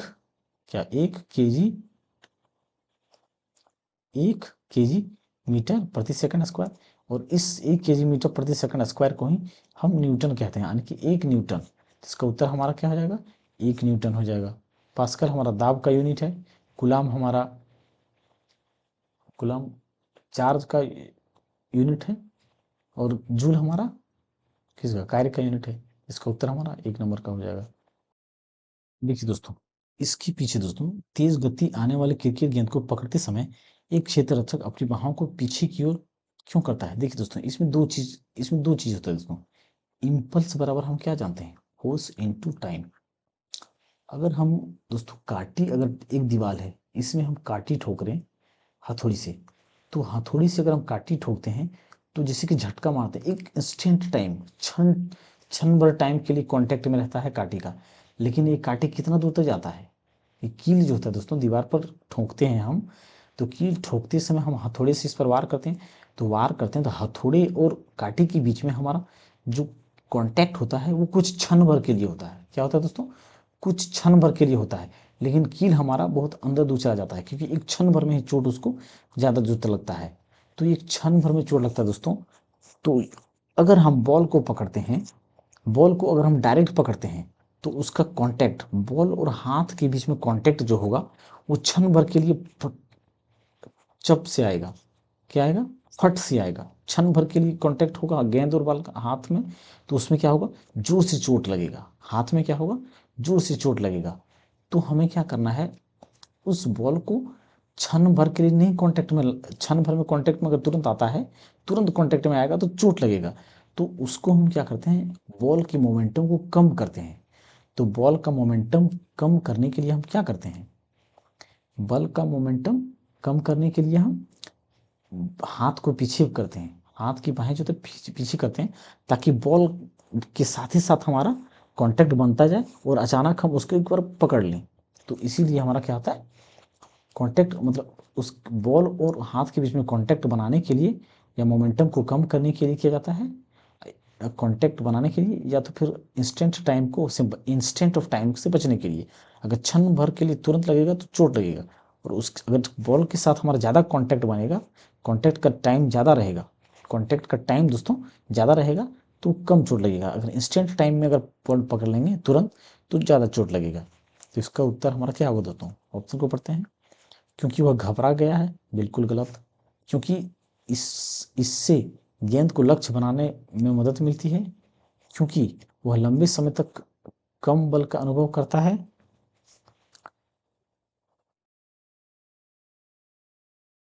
क्योंकि क्योंकि इससे गेंद को लक्ष्य बनाने की मदद मिलती है, बिल्कुल गलत दोस्तों।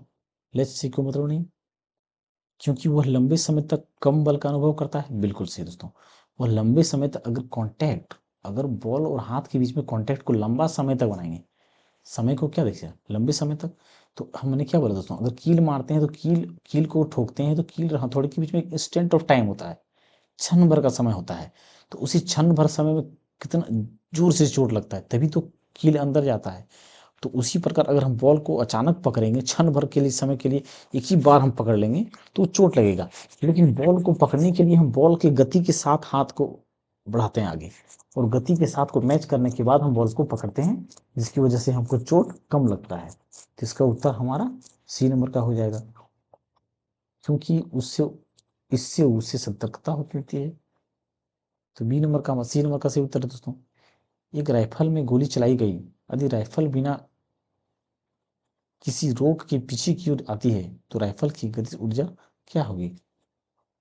देखिए दोस्तों, अगर हम गोली चलाते हैं, ये बंदूक है या राइफल है दोस्तों, राइफल से अगर हम गोली चलाते हैं, गोली चलाने के बाद गोली निकल जाता है, तो गोली का गति क्या होता है? गोली गति से निकलता है। गोली क्या होता है? गति से निकलता है। क्यों होता है दोस्तों? जैसे कि हम क्या जानते हैं मोमेंटम में, m1 v1 बराबर m2 v2। तो इसमें जो v1 होगा वो क्या होगा, गन का गति होगा, स्पीड होगा, गन का स्पीड मान लेते हैं v1 है, ये गन का गति है, और इसका क्या होगा, v2 होगा। लेकिन दोस्तों अगर गन की स्पीड की बात करें तो टोटल मास कितना होता है, गन एक छोटा गोली लेते हैं हम या पूरा गन लेते हैं तो किसका मास ज़्यादा होगा, बंदूक का मास ज़्यादा होगा, क्या होगा, बंदूक का मास ज़्यादा होगा। लेकिन गोली का मास हमारा या द्रव्यमान क्या होगा, बहुत कम होगा। लेकिन गोली का क्या होता है, ये गति तेज हो जाता है, जब हम गोली को चलाते हैं तो गोली का क्या होता है, तो गति तेज हो जाता है। लेकिन गोली का गति तेज हो जाता है, इसका मास लेकिन कम होता है। लेकिन ये मोमेंटम या कंजर्वेशन ऑफ मोमेंटम के अनुसार हम क्या जानते हैं कि m1 v1 बराबर m2 v2। तो देखिए दोस्तों, मास तो हमारा किसका बड़ा है, इसमें से मास हमारा बंदूक का बड़ा है गोली की तुलना में। तो गोली की तुलना में अगर मास बड़ा है, तो जब m1 v1 बराबर होता है m2 v2 का, तो इससे हम क्या समझते हैं कि वेलोसिटी हमारा अधिक होगा, क्योंकि इसको दोनों m1 v1 को गुना करने से और m2 v2 को गुना करने से दोनों जब बराबर आने वाला है, तो जो मास होगा वो इसमें गन का अधिक होगा। लेकिन गोली का गन मतलब गोली का मास क्या होगा, कम होगा। और वेलोसिटी तो इसका क्या होगा, अधिक हो जाएगा, और वेलोसिटी इसका क्या हो जाएगा, कम हो जाएगा। मतलब गोली का जो है वेलोसिटी क्या होगा, बंदूक की वेलोसिटी से अधिक होगा। तो वेलोसिटी अगर अधिक होगा दोस्तों, तो उसमें क्या होगा, गतिज ऊर्जा अधिक होगा। तो गोली की गति तो राइफल की गतिज ऊर्जा क्या होगी, तो राइफल की गतिज ऊर्जा कम होगा दोस्तों, किससे, गोली वाली से। तो गोली की गतिज ऊर्जा से अधिक होगा, बिल्कुल नहीं। गोली की गतिज ऊर्जा से कम होगा, बिल्कुल सही। तो उत्तर हमारा बी नंबर का हो जाएगा। गतिज ऊर्जा के बराबर बिल्कुल नहीं दोस्तों, क्योंकि मास हमारा जब बराबर नहीं है तो उसका द्रव्यमान भी नहीं बराबर, वेलोसिटी भी बराबर नहीं होगा। वेलोसिटी जब बराबर नहीं होगा तो काइनेटिक एनर्जी भी बराबर नहीं होगा। द्रव्यमान और त्वरण के गुणनफल को क्या कहते हैं, देखिए दोस्तों, फोर्स और हम मास इनटू एक्सेलरेशन। तो ये हमारा द्रव्यमान है, ये हमारा त्वरण है। और जब इसी दोनों को गुना करते हैं, गुणनफल मतलब गुना कर देते हैं, तो हमको क्या मिलता है, बल मिलता है, जो फोर्स मिलता है। तो हमारा क्या है आंसर, पी। आवेग दोस्तों, आवेग मतलब क्या, हम इम्पल्स बराबर फोर्स इंटू टाइम। मतलब एक इंस्टेंट और टाइम के लिए जब हम किसी वस्तु पर बल लगाते हैं तो उसको हम आवेग कहते हैं। दाब दाब pressure, force per unit area. निम्नलिखित में से कौन सा उदाहरण न्यूटन की गति के विषय तृतीय नियम की व्याख्या करता है, रॉकेट लॉन्च करना,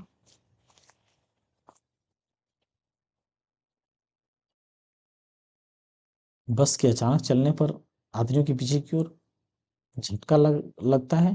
ये तो न्यूटन का पहला नियम दर्शाता है दोस्तों। ये झटका लगना और उतनी भी पहला नियम दर्शाता है। जब हम पैडल चलाना बंद करते हैं तो साइकिल धीमी हो जाती है। ये भी पहला नियम कहता है दोस्तों कि जब तक उस पर एक्स्ट्रा बल लगा जाता है तो वो कार्य करता रहेगा। तेजी से आती हुई क्रिकेट गेंद को पकड़ते समय क्षेत्र रक्षक गेंद के साथ धीरे धीरे अपने हाथ पीछे की ओर ले जाता है। ये तो मोमेंटम के अनुसार होता है दोस्तों, संवेग संरक्षण के नियम पे आधारित है। और ये आवेग पर भी आधारित है दोस्तों, आवेग पर भी आधारित है ये। तो ये तीनों तो ऑप्शन नहीं है दोस्तों। तो रॉकेट लॉन्च करना हमारा सही उत्तर होगा दोस्तों। देखिए, रॉकेट लॉन्च करने का मतलब क्या हुआ कि रॉकेट हमारा, ये हमारा क्या हो गया, रॉकेट हो गया। अगर हम रॉकेट की बात करें दोस्तों, तो रॉकेट हमारा क्यों उड़ता है, रॉकेट हमारा आसमान पर क्यों जाता है, अगर उस पर बल लगाया जाता तब तो। देखिए दोस्तों, यहाँ पे रॉकेट में हमारा बगल में क्या होता है, फ्यूल सिस्टम होता है जिसमें क्या होता है, आग लगाया जाता है। और आग लगाने के कारण इससे धुआं निकलता है। और धुआं निकलने के कारण ये धुआं क्या करता है, धरती पे धक्का देता है, पृथ्वी पर हमारा क्या धक्का देता है। जब ये पृथ्वी पर धक्का देता है तो ये पृथ्वी भी हम इस रॉकेट को क्या करता है, धक्का देता है। मतलब ये उल्टा काम हो रहा है, इक्वल और अपोजिट डायरेक्शन का काम कर रहा है। तो जब इक्वल और अपोजिट डायरेक्शन का काम कर रहा है तो इक्वल और अपोजिट डायरेक्शन हमारा किस, न्यूटन का थर्ड नियम कहता है। तो इसका उत्तर हमारा क्या होगा, ए नंबर का। जब एक नाविक आगे की दिशा में कूदता है तब नाव पीछे की तरफ हट जाती है, पीछे की तरफ हट जाती थी। यह न्यूटन के कौन से नियम को दर्शाता है। देखिए दोस्तों, अगर यहाँ पे क्या है, एक नाव है दोस्तों, जैसे कि ये क्या हो गया, एक नाव हो गया, एक क्या हो गया दोस्तों, एक नाव हो गया। अब एक नाव पर एक आदमी खड़ा है और ये बीच पानी में है दोस्तों, ये क्या है, बीच पानी में है। तो अगर यहाँ पे एक नाव, यहाँ पे से एक आदमी कूदता है, जब कूदता है आदमी दोस्तों तो पैर से यहाँ पे धक्का देता है, क्या करता है, पैर से धक्का देता है, तो पैर से जब धक्का देता है दोस्तों, तो यहाँ पे ये अगर नाव स्थिर होता तो ये स्थिर ही रहता, तब ये क्या होता, कुछ नहीं होता। लेकिन पानी में होने के कारण जब जैसे ये धक्का देगा, तो ये नाव से कूदने पर उस जो कूदता है व्यक्ति, उसको पूर्ण रूप से ये अपना बल नहीं लगा पाएगा। जब अपना बल नहीं लगा पाएगा, तो ये नाव क्या होगा, इधर आके मतलब इधर खिसक जाएगा, हट जाएगा। ये क्या होगा, नाव पानी में हट जाएगा। तो ये किसके कारण होगा, क्योंकि ये न्यूटन का थर्ड नियम हमारा कहता है कि न्यूटन का थर्ड नियम के अनुसार ही जब हम बल लगाते हैं तो उसके विपरीत दिशा में बल लगता है। तो ये विपरीत दिशा में बल नहीं लगा पाता, जिसके कारण ये क्या होता है, पीछे हट जाता है। तो ये हमारा किस पर, न्यूटन के थर्ड नियम। अब न्यूटन का थर्ड नियम किस पर है दोस्तों, सी नंबर पे। गति का दूसरा नियम तो जानते हैं दोस्तों, F equal to M A. गति का पहला नियम और पहला और दूसरा नियम नहीं। गति का पहला नियम तो लॉ ऑफ इनर्शिया जानते हैं दोस्तों, जिसमें बल की परिभाषा हमें मिलता है। रॉकेट लॉन्चिंग कौन से नियम पर आधारित है, थर्ड नियम दोस्तों। अभी हमने पीछे पढ़ लिया, क्या पढ़ा हमने, कि न्यूटन का तृतीय नियम पर हमारा न्यूटन रॉकेट लॉन्च का आधारित है वो। एक नंबर तो न्यूटन का तृतीय नियम। न्यूटन की गति का पहला नियम नहीं, लॉ ऑफ इनर्शिया कहता है दोस्तों। ये रेस्ट, और जो वस्तु रेस्ट है तो रेस्ट में रहना चाहता है, मोशन में रहना चाहता है। उष्मागतिकी का नियम, ये हीट से रिलेटेड संबंधित है दोस्तों। हीट का चैप्टर हम आगे पढ़ेंगे, जो कि बहुत महत्वपूर्ण है भी है। न्यूटन की गति के सभी नियम, बिल्कुल नहीं। ये नंबर का हमारा क्या हो जाएगा, सही उत्तर हो जाएगा। दोनों वस्तुओं के मध्य का, दोनों वस्तुओं के मध्य का बल हमेशा बराबर और विपरीत होता है। यह विचार न्यूटन के किस नियम के रूप में दिया जाता है, तृतीय नियम दोस्तों। क्या तृतीय नियम ही हमारा इसका उत्तर होगा, क्योंकि न्यूटन का थर्ड नियम क्या कहता है कि जितना बल हम लगाते हैं किसी वस्तु पर, तो वो वस्तु भी उतना ही बल हमारे ऊपर लगाता है। तो मध्य बल हमेशा बराबर की बात कर रहा है, जितना बल हम लगाएंगे उधर से उतना बल वही लगाएगा, विपरीत दिशा में वो भी। तो हमारा न्यूटन का तृतीय नियम कहता है। जब एक स्थिर बस जब एक स्थिर बस चलना प्रारंभ करती है तो उसमें खड़े व्यक्ति पीछे की दिशा में गिर जाती है गिर जाते हैं। तो निम्नलिखित में से कौन सा नियम परिस्थिति की व्याख्या करता है। देखिए दोस्तों, अगर पहला नियम में हम क्या पढ़ें कि जब कोई वस्तु रेस्ट में है तो वो रेस्ट में ही रहना चाहता है, और मोशन में है तो मोशन में ही रहना चाहता है, मोशन में ही रहना चाहता है। तो दोस्तों गाड़ी पहले क्या था, खड़ी था, गाड़ी खड़ी थी, और गाड़ी जब खड़ी थी जिसके अंदर जो आदमी था वो भी खड़ा था। तो जैसे ही गाड़ी बढ़ाया आगे, तो ये आदमी क्या था, रेस्ट में था। लेकिन जैसे आगे बढ़ाया मतलब क्या लगाया, वो बल लगाया, गाड़ी पे बल लगाया तभी तो आगे बढ़ा। ब्रेक लगाया, मतलब इंजन स्टार्ट किया, तो स्टार्ट करने के बाद गियर लगाया, उसके बाद एक्सीलेटर लिया, तो बल लगाया, मतलब गाड़ी में इतना काम करा मतलब बल लगाया। तो बल लगाया तभी तो गाड़ी आगे बढ़ा। तो आगे बढ़ा, लेकिन जो व्यक्ति था गाड़ी में, तो कि जैसे वैसे ही जैसे गाड़ी आगे बढ़ाया वो व्यक्ति आगे क्यों झुका, नहीं पीछे क्यों झुका दोस्तों, किसमें पीछे क्यों दिशा में झुका या गिर जाता है। तो ये क्या कहता है, हमारा जड़त्व का नियम कहता है। और जड़त्व का नियम हम किसे कहते हैं, न्यूटन का प्रथम नियम को कहते हैं।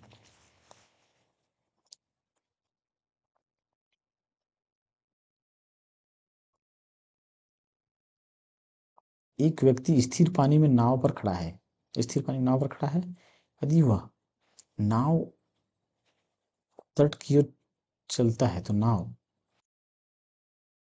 हम क्या जानते हैं दोस्तों, न्यूटन का तृतीय नियम क्या कहता है, जब हम किसी वस्तु पर जितना बल लगाएंगे तो वो वस्तु भी हमारे ऊपर उतना ही क्या लगेगा, उल्टा बल लगेगा, विपरीत बल लगेगा।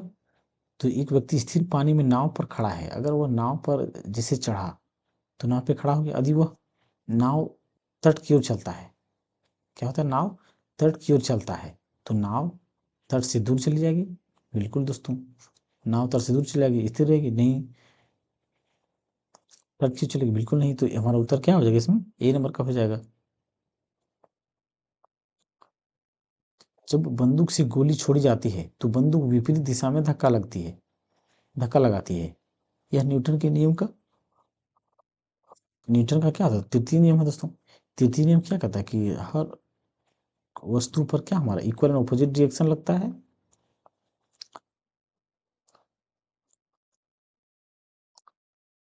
न्यूटन की गति का तीसरा नियम निम्नलिखित में से किस स्थितियों पर लागू होता है?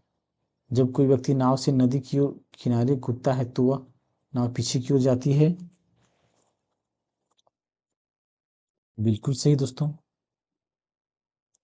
पीछे की ओर जाता है। एक बस में खड़े यात्री पीछे की दिशा में गिरते हैं जब स्थिर बस अचानक चलती है। एक बस में खड़े यात्री पीछे की दिशा में गिरते हैं जब स्थिर बस अचानक चलती है। तो ये जड़त्व का नियम दोस्तों, न्यूटन का प्रथम नियम कहता है ये।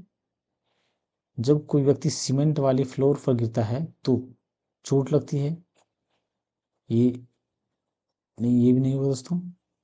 तेजी से चलती क्रिकेट गेंद को पकड़ते समय एक क्षेत्ररक्षक अपने हाथों को पीछे क्यों नहीं दोस्तों? ये इम्पल्स और मोमेंटम के कारण होता है दोस्तों, तो ये भी नहीं। तो जब कोई व्यक्ति नाव से नदी के किनारे कूदता है तो नाव पीछे की ओर चल जाती है। तो ये न्यूटन का थर्ड नियम कहता है दोस्तों। ये हमारा उत्तर होगा जो पीछे भी हम लोगों ने पढ़ चुका है। निम्नलिखित में से कौन सा न्यूटन की गति के तीसरे नियम का उदाहरण है? तेज से आती हुई क्रिकेट गेंद को पकड़ते समय क्षेत्ररक्षक गतिमान गेंद के साथ साथ धीरे धीरे हाथ पीछे कर लेता है। बिल्कुल नहीं दोस्तों, ये नहीं, क्योंकि हम जानते हैं कि ये इम्पल्स और आवेग के कारण होता है। जब हम पेडल चलाना बंद करते हैं तो साइकिल धीमी हो जाती है। हाँ, ये सही है, लेकिन ये न्यूटन का प्रथम नियम है दोस्तों। जब एक बस अचानक चलती होती है तब यात्रियों को पीछे की ओर झटका लगता है। तो ये भी न्यूटन का प्रथम नियम है दोस्तों। तो रॉकेट लॉन्च जो हमारा होता है दोस्तों, वो हमारा न्यूटन का थर्ड नियम होता है। वो पीछे भी हम लोगों ने पढ़ चुका है, क्योंकि जो रॉकेट में फ्यूल सिस्टम होता है, वो फ्यूल जलाने के बाद वो अपथ्रस्ट फोर्स, वो धुआं धरती पे जाता है, वो धुआं से हमारा धक्का मिलता है दोस्तों, तो ऊपर जाता है। बल की परिभाषा किसके आधार पर व्याख्या की जाती है? न्यूटन की सेकेंड नियम दोस्तों। बल का परिभाषा का हमने क्या देखा है कि rate of change of momentum is directly proportional to the applied force, या संवेग में परिवर्तन की दर को क्या कहते हैं? बल कहते हैं। तो इसका न्यूटन का क्या हो जाएगा? दूसरा नियम हो जाएगा, ए नंबर का ऑप्शन। न्यूटन के गति के प्रथम नियम का अन्य नाम जड़त्व का नियम दोस्तों, लॉ ऑफ इनर्शिया, जिसको गैलीलियो ने खोज किया या बताया। किसी भी क्षण किसी रॉकेट का त्वरण निर्वासित गैसों के वेग का घात n के समानुपाती है। यहाँ n का मान होना चाहिए। देखिए दोस्तों, हम क्या जानते हैं कि न्यूटन का तृतीय नियम क्या कहता है हमारा? न्यूटन का तृतीय नियम कहता है कि अगर हम किसी वस्तु पे जितना बल लगाएंगे तो वो वस्तु भी हमारा क्या होगा? उतना ही बल लगाएगा। तो उतना ही बल लगाएगा दोस्तों। तो ये रॉकेट की बात कर रहा है, तो रॉकेट की बात न्यूटन का तृतीय नियम की बात कर रहा है। रॉकेट के कारण अगर रॉकेट में जो त्वरण होगा वो अपथ्रस्ट फोर्स जो उसके धुआं द्वारा लगाया जाएगा पृथ्वी पर, उसके द्वारा होगा। तो दोस्तों इसमें क्या होना चाहिए हमारा? जब पावर वेलोसिटी का अगर हम बढ़ा देंगे तो वेलोसिटी के बढ़ाने पर तो वो वेलोसिटी का ज़्यादा पावर बढ़ जाएगा, जो कि डिफरेंस क्रिएट हो जाएगा। तो डिफरेंस क्रिएट नहीं होने के देने के कारण हमें क्या रखते हैं? उसका पावर n का 1 रखते हैं। इसका उत्तर हमारा क्या हो जाएगा? 1 नंबर।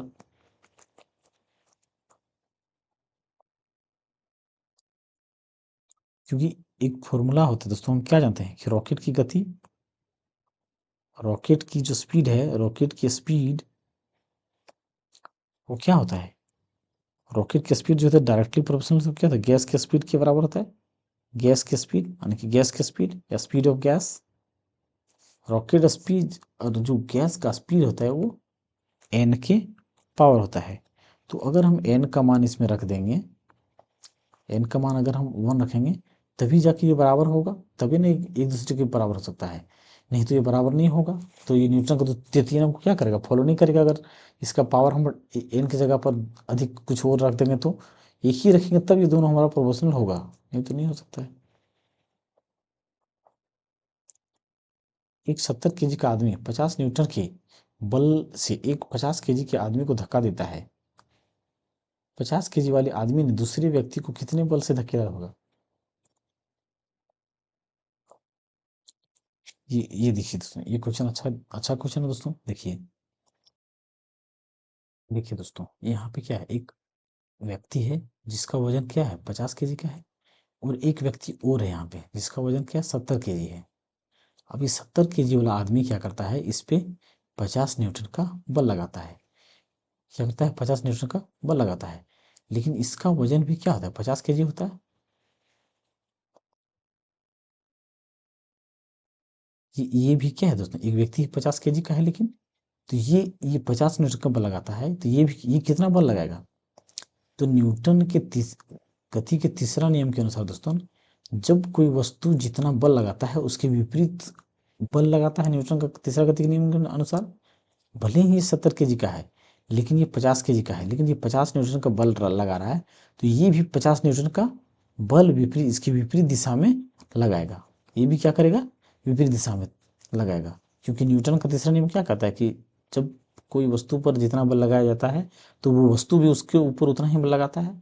तो ये अगर 50 न्यूटन का बल लगा रहा है, तो ये भी इसकी विपरीत दिशा में 50 न्यूटन का ही बल लगाएगा। देखिए दोस्तों, न्यूटन के कणों की गति के अच्छे सिद्ध नहीं होते। अच्छे सिद्ध मतलब दोस्तों जो लागू नहीं होता है, न्यूटन का जो तीनों नियम नियम है वो किस पर लागू नहीं होता है, सिद्ध नहीं मतलब लागू नहीं होता है। देखिए विश्रांति पर, विश्रांति मतलब कोई वस्तु अगर स्थिर में है दोस्तों, तो अगर कोई वस्तु स्थिर में है तो वो स्थिर में रहना चाहेगा, तो वो न्यूटन का पहला नियम मतलब इस पर लागू होगा। धीमे चलने पर, अगर कोई वस्तु चलता है दोस्तों तो वो अपनी गति बरकरार रख रहा है, तो वो भी न्यूटन का प्रथम नियम इसमें भी लागू होगा। उच्च वेग के साथ चलने पर दोस्तों, उच्च वेग के साथ चलेंगे फिर भी इसमें ये लागू होगा न्यूटन का नियम। लेकिन प्रकाश के वेग के साथ तुलनीय वेग में गति करना, दोस्तों प्रकाश की वेग की बात करें तो प्रकाश की स्पीड ऑफ लाइट के हिसाब से चलना वो ज़्यादा कठिन है, इसीलिए न्यूटन का तीसरा नियम मतलब कोई भी नियम प्रकाश वर्ष पर, प्रकाश की वेग की गति पर नहीं लगता है, प्रकाश की वेग की गति वेग के साथ तुलना नहीं किया जाता है। तो इसका उत्तर हमारा डी नंबर हो जाएगा। आकर्षण के गुरुत्वाकर्षण बल के अभाव पर रॉकेट पर प्रणोद डैश होता है। देखिए दोस्तों, स्रावित गैस की दर स्थिर होने पर स्थिर होता है। यहाँ पे क्या बात किया गया है दोस्तों, रॉकेट। अगर रॉकेट की बात किया गया दोस्तों, तो रॉकेट हमारा क्या करता है, रॉकेट में जब हम रॉकेट को ऊपर भेजने के लिए उसमें गैस डाला जाता है, और गैस को डालने के बाद उसमें उसमें पतली पतली संकीर्ण नली होता है, तो उसको जलाने से गैस हमारा उस नली के थ्रू से निकलता है, और उस नली के थ्रू से निकलता है तो वो दाब किस पर लगाता है, पृथ्वी पर लगाता है, तो वो गैस द्वारा फिर उस रॉकेट पर भी दाब लगता है, तब जाके हमारा क्या होता है, ऊपर उठता है। प्रणोद हम क्या करते हैं दोस्तों, प्रोपेलेंट होता है जो हमारा साइड साइड का, उसको हम प्रणोद कहते हैं। तो स्रावित गैस के स्थिर होने पर स्थिर होता है प्रणोद, नहीं दोस्तों बिल्कुल नहीं, तो ये गलत है हमारा। लघु रेंज की रॉकेट है तो स्थिर रहता है, बिल्कुल नहीं, स्थिर नहीं रहता है, नहीं दोस्तों स्थिर रहता है, लेकिन वो सिर्फ क्या रहेगा, स्थिर रहता है, प्रणोद स्थिर रहता है वो गुरुत्वाकर्षण के आकर्षण बल के कारण अभाव, वो स्थिति में रहता है जब तक कि उस पर गैस चला के बाहर ना भेजा जाए। तो इसका उत्तर हमारा डी हो जाएगा। स्थिर या गतिज अवस्था में, स्थिर या गतिज अवस्था में परिवर्तन का प्रतिरोध करने की एक वस्तु की प्रकृति को क्या कहा जाता है दोस्तों, जड़त्व कहा जाता है। क्योंकि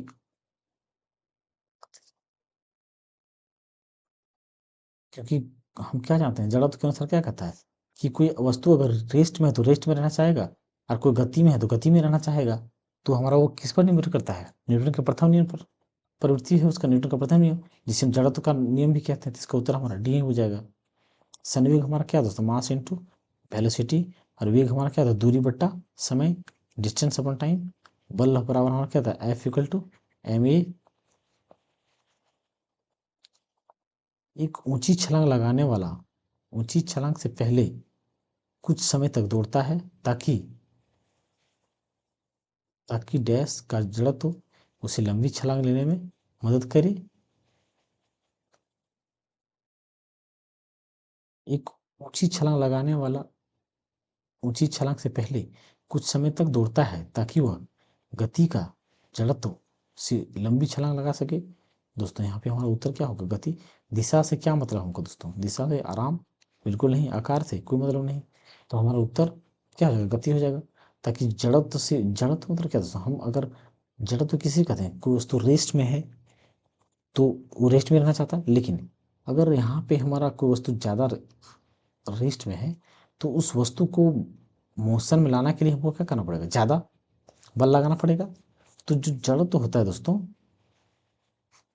ज़्यादा होने के कारण कोई व्यक्ति नहीं दौड़ पाएगा तेजी से, तो उसमें गति लाने के लिए या मोमेंटम बनाने के लिए क्या करता है, मोमेंटम बनाने के लिए क्या करता है, दौड़ता है, गति लाता है अपने आप में, तब जाके वो लंबी छलांग लगा पाता है।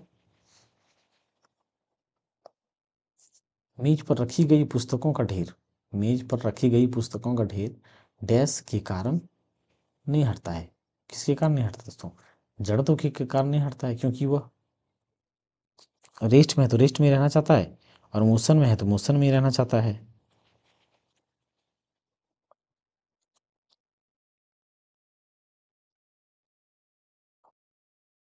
अविचलित वस्तुओं के आराम में रहने या समान वेग में से चलने की प्रवृत्ति को क्या कहते हैं दोस्तों, जड़त्व कहते हैं दोस्तों। ये आप सभी जानते हैं जड़त्व का। किसी स्थिर वस्तु के स्थिर रहने या गतिशील वस्तु के उससे गतिशील रहने में जड़त्व दोस्तों, ये क्वेश्चन तो जड़त्व क्या है दोस्तों, हम सभी जानते हैं। रिपीटेड है क्वेश्चन दोस्तों। समापन रेखा को पार करने के बाद भी एक धावक भागना जारी क्यों रखता है, उसकी जूतों और जमीन के मध्य घर्षण उसका रेखा से आगे बढ़ने का कारण बनता है। गति की जड़ता उससे आगे बढ़ाती है। बिल्कुल सी बी नंबर का दोस्तों क्या हो जाएगा हमारा, बी नंबर का सही हो जाएगा। क्योंकि जब मोमेंटम जो बन जाता है, उस मोमेंटम को अगर हम अचानक रखते हैं तो वो अचानक रुकेंगे तो गिरने का संभावना बन सकता है, हम नहीं रुक पाएंगे। जैसे कि देखिए दोस्तों, अगर चलती गाड़ी की बात करें हम, चलती गाड़ी से कोई व्यक्ति अगर नीचे कूद जाता है तो कूदता है तो वो कुछ देर के लिए दौड़ते रहता है, क्या करता है, कुछ देर के लिए दौड़ते रहता है, ताकि उसका मोमेंटम बनते बनते जाके जड़ तो बन पाए पृथ्वी के साथ या धरती के साथ, और वो आराम से रुक सके, क्या हो, रुक सके। तो उस जड़त्व को बनाने के लिए वह दौड़ता रहता है। अगर गाड़ी से तुरंत कूदने के बाद अगर वो कुछ देर तक नहीं दौड़े तो वो गिर सकता है और चोट भी उसे लग सकता है। इसीलिए गति जब एक धावक जब दौड़ता है तो वो जड़त्व को बनाने के लिए या बनाए कायम करने के लिए कुछ देर के लिए आगे दौड़ता रहता है। तो इसका उत्तर हमारा बी नंबर का हो जाएगा। जड़त्व या इनर्शिया का नियम किसके द्वारा प्रतिपादित किया गया था,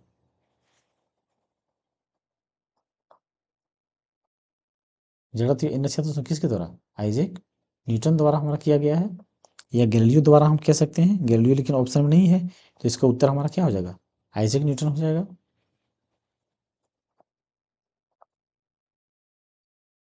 जब कार एक घुमावदार सड़क पर मुड़ती है तो उसमें बैठे यात्री स्वयं पर केंद्र की विपरीत दिशा में एक बल महसूस करती है। यह बल डैश के कारण होता है, जड़त्व के कारण होता है दोस्तों। ये क्या होता है, जड़त्व के कारण होता है, क्योंकि कोई वस्तु अगर पहले क्या था, पहले गाड़ी में वो सीधा चल रहा था, लेकिन जैसे वो घुमावदार आया तो वो रिस्ट में था, मतलब अपनी स्थिति में था। लेकिन जैसे घुमाव आया दोस्तों, घुमाव आने पर भी वो क्या होता है, गाड़ी झुकता है, और गाड़ी झुकता है तो उसकी वो व्यक्ति भी क्या होता है, झुक जाता है। तो उसका उत्तर क्या हो जाएगा, बी नंबर का हो जाएगा। अपकेंद्रीय बल क्या होता है दोस्तों, अपकेंद्रीय बल या अभिकेंद्रीय बल, जब केंद्र की ओर जो बल लगता है उसे क्या कहते हैं, नहीं, केंद्र से दूर दोस्तों, केंद्र से जो दूर बल लगता है उसे अपकेंद्रीय बोलते हैं। और केंद्र से केंद्र की ओर जो बल लगता है उसे अभिकेंद्रीय बल बोलते हैं। एक होता है सेंट्रीफ्यूगल फोर्स दोस्तों, और एक होता है सेंट्रीफ्यूगल फोर्स। ये हमारा सेंट्रीफ्यूगल होता है फोर्स, और ये हमारा सेंट्रीफ्यूगल फोर्स होता है। जब एक गिलास पर रखे गए कार्ड को उंगली से धक्का दिया जाता है तो उस कार्ड पर, तो उस पर रखा सिक्का गिलास में गिर जाता है। यह किस नियम को व्याख्या करता है, यह हमारा जड़त्व का नियम को व्याख्या करता है दोस्तों। तो 476 का हमारा बी नंबर का हो जाएगा, क्योंकि जड़त्व के नियम के कारण से ही ऐसा होता है।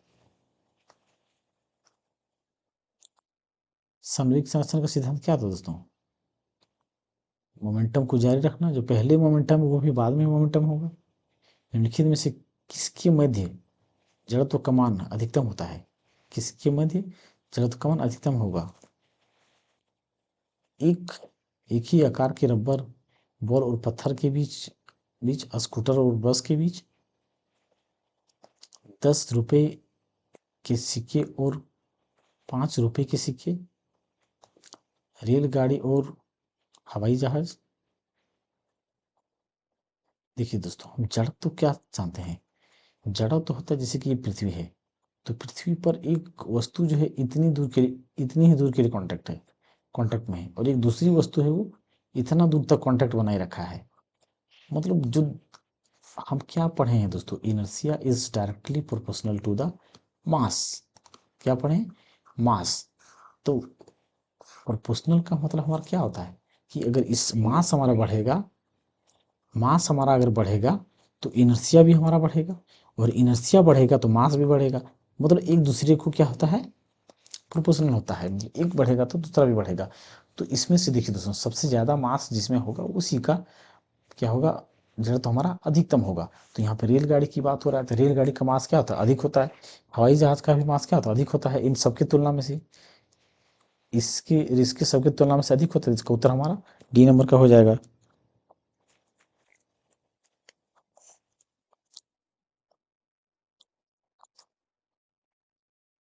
थैंक यू दोस्तों।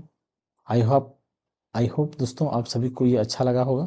दोस्तों अगर ये अच्छा लग रहा होगा तो हमारे चैनल को दोस्तों लाइक करें, सब्सक्राइब करें, ताकि आप सबको भी फायदा हो और हमें भी मोटिवेशन मिले वीडियो बनाने के लिए। तो धन्यवाद दोस्तों, हमारा चैनल को सब्सक्राइब जरूर करें।